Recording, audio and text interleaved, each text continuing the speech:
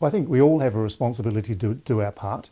Clearly, as aviation operators, we are consumers of SAF and fuel, and so we have committed, as part of our 2050 commitment to net zero carbon emissions, we've committed to use.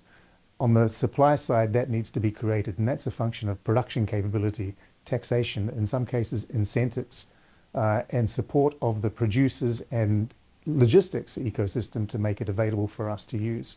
It needs to be provided at scale, it needs to be provided with reliability, and so I think there's a strong role for government to build the environment and build the ecosystem such that the private market can deliver, just as they do for all of the other consumables that aviation requires.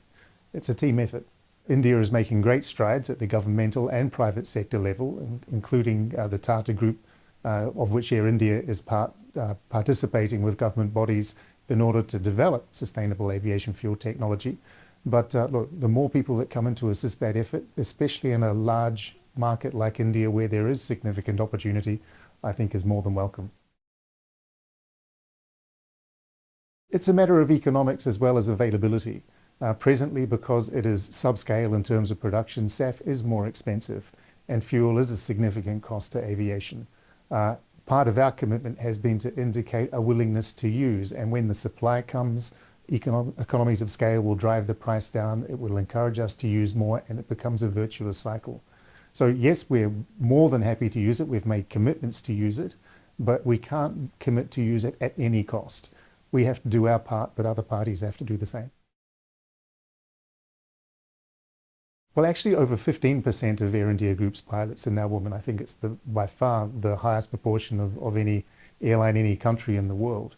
And I think we can't take huge responsibility for it, to be honest. I think it's part of the society of India. I think it's the strata from which India's pilots have typically been drawn. But it is something that we're very proud of and we want to build upon. 15% sounds a lot, but it's actually far too low. 51% of our overall employees are female. So we should be getting closer to at least that terms of representation across all facets of our business. We have a long way to go, but I think we are focused on the outcome. We know the benefits of diversity, and we'll keep working at it.